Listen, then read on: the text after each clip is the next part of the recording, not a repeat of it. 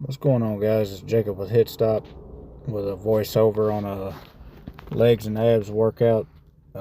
This is from October 7th, 2025. And we're going to do a set of leg extensions here. When we get done, we'll follow it up immediately with a set of squats. Each set's going to be to failure.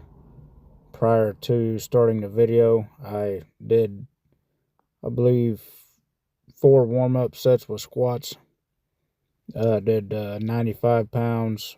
I did 115, 135, and then 165 for warm-ups. Each set was 6 reps, except for the last set, which was 3 reps. Sometimes I'll do my working weight, which is going to be 165 after these leg extensions for the squats. Sometimes I'll do the working weight for a couple of reps just for my muscles to get a feel for it before I actually do the working set. But nothing's changed here as far as the workout goes. Same legs and abs workout we did last video. All the weights are the same. Just looking to maintain muscle, not gain any. So we're shooting for 10 to 15 reps to failure here on these leg extensions. And if I'm not mistaken, I believe I get maybe 13. But it was they got pretty rough there at the end. You'll see at the end of the squats just how much my hands were shaking, because these 2 sets really took a lot out of me, especially this first set here. It was I was seeing stars a little bit and almost thought I was going to pass out a couple of times, but that's what you get sometimes doing this kind of training. I guess they don't call it high intensity training for nothing.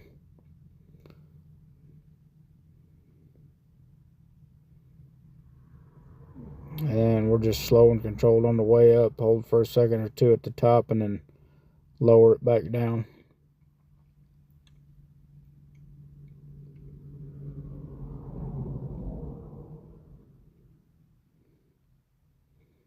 You can see I'm really struggling here to get this last rep or two. This might be the last one here. I'm not quite sure. And yep, that's the last one. So we went to a point of positive failure. We'll move on to the squats now. And I've reviewed this video once already. I gotta say, since I've lowered my weight in squats and really focused on technique, I've seen a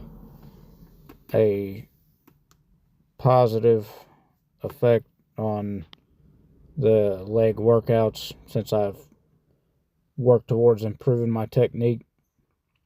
Instead of instead of prioritizing weight and using a lot of back or leaning forward during the squat, I try to make it a quad dominant squat, so I just go straight up and down and go to parallel and really no further. No reason for me to go down any further than that, but just feels better to be able to control the weight and not be leaning forward. It feels more natural. Feels like I'm not going to throw my back out, and it just feels better all around. Feels like I'm doing the right thing. We're going to shoot for 8 to 12 reps to failure here, and I believe I get 8 reps. I try for a 9th, but I stall out maybe a quarter of the way up. But these are good quality reps, so did exactly what I wanted to do here.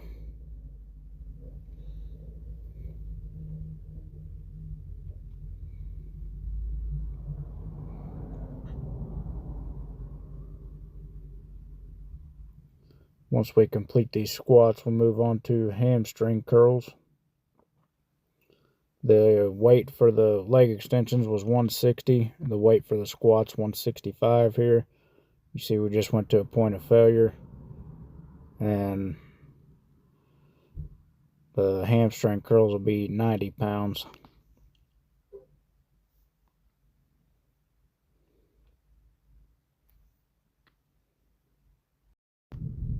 Alright, here we go with the hamstring curls. And we're going to shoot for 10 to 15 reps to failure here. This is going to be actually take 2 as far as the video is concerned, because I thought that I was doing a voiceover on these hamstring curls, only to find out when I got to the calf raises and did the voiceover on that I was in fact not doing a voiceover here. So I did a whole lot of talking for about 4 minutes with no voiceover. However, the small peanuts. So we are doing 10 to 15 reps to failure here, and right now you see me just sitting here kind of resting.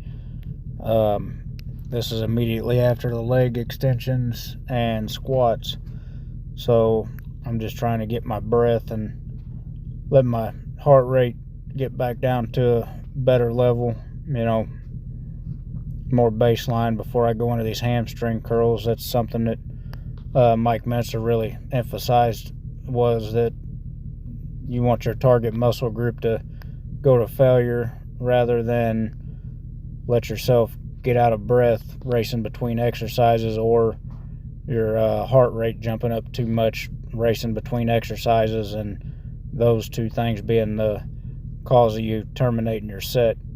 You want the target muscle group to be the dictator of that. So take no more rest than you need, and no less, is what it boils down to. And I believe, 11 or 12 reps here, 12 if I'm not mistaken. But controlled on the way up, hold for a couple seconds, controlled on the way down, same song and dance. And you can see on the weight stack there that I'm not actually going all the way down. I saw Dorian Yates talk about this one time. He was coaching somebody through hamstring curls, and he said you don't have to go all the way down. Sometimes I do, like right there I might have went all the way down, but maybe not, maybe just a little bit up. Yeah, right there. But this keeps tension on the muscle, I guess, is why he was saying that. And so we're going to carry this on to a set of failure and move on to calf raises.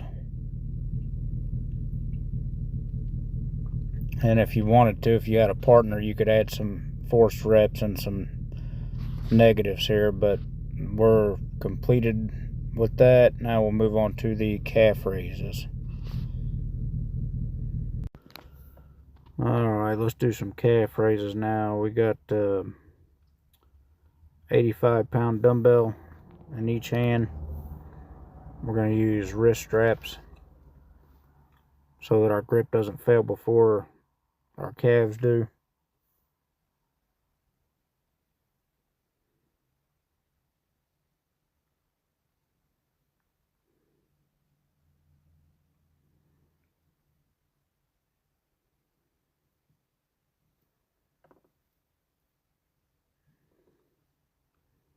We're just using a calf block I found in the gym, using a barbell for stabilization. Don't have a calf raise machine. We do have a Smith machine in the gym, but the workouts I do at the gym are the same ones I can do it on the boat, so I can track my progress. So since we don't have a Smith machine on the boat, then I use dumbbells, because I can use dumbbells on the boat and at home.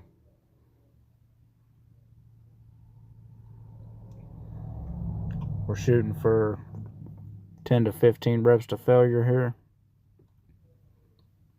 I think we get 14.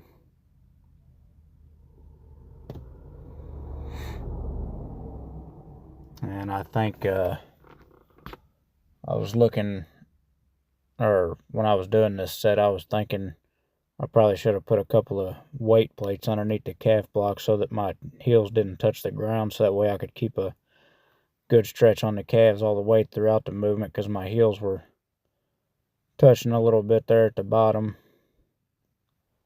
which isn't a, it's not make or break, but I like to have a stretch all the way throughout the movement, keep tension on the muscle.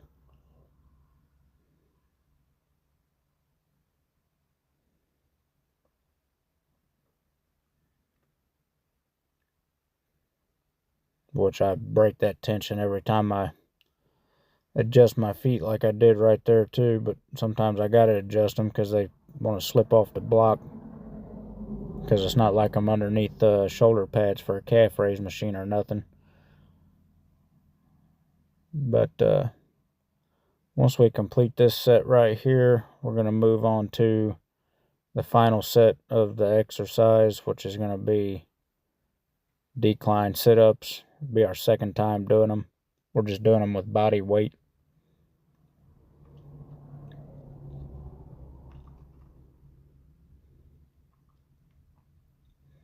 And we're just about burnt out right here.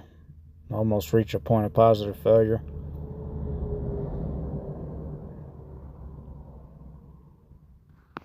And there we go. Just one set. That's all we're doing.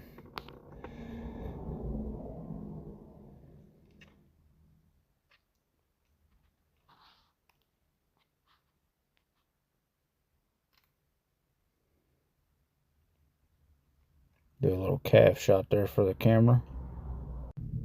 Alright, here we go. It's going to be the last set of the workout. It's going to be decline sit-ups. You can't see it, but my feet are fixed at the end of the bench there. And just going to do basic body weight decline sit-ups. This is our second time doing them, so it's all a learning process here. But I think we did 14 reps maybe on the last workout. On this workout here, we reached 16.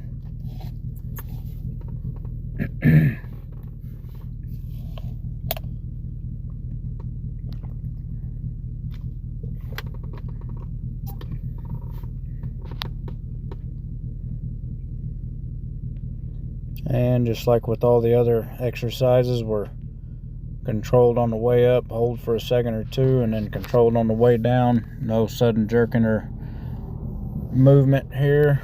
The only kind of movement that we have is, if you'll notice when I go up, you'll see my feet move a little bit. That's because there's a little play in the end of the bench right there. You see where the bench came up and on the bottom and then went back down, and it'll come up again here. Yep, right there, and then back down. That's just because there's play in the attachment there. But if you've got something like that and you want to try to minimize the momentum that gives you, so whenever I'm lifting myself up like that, naturally my feet want to come up. So when my feet try to come up, that's when the end of the bench comes up, and then that could give me a possible leverage point, which I'm trying not to utilize. I'm trying to utilize the core here. So just be aware of that.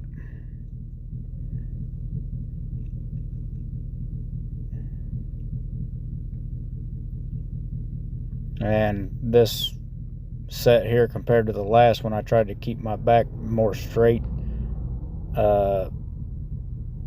rather than rounding it, because I was rounding it a whole lot there at the first set that I did on the last workout for decline sit-ups, which I don't know if it makes a difference really or not, but in my mind it does. So I just did what I felt was right. But we'll reach a point of failure here momentarily. I'm going to wrap the video up before I get cut off here and have to redo this voiceover on this last clip. But this is high intensity training the Mike Mentzer way. Go check out YouTube, which is H.I.T 98. TikTok is H.I.T Stop. and check out the channel purpose video on each one of those social media platforms, and you'll see what the purpose of the channel is. And please like, share, comment, and subscribe. If you guys got any comments or questions, put them down in the comments below. And yep, thank you for coming along and watching. Hope you enjoy the videos, and we'll get to the fun part here in a few months. Hopefully we'll start bulking and be a whole new learning process. But anyway, thank you guys for watching, and I'll see you in the next one.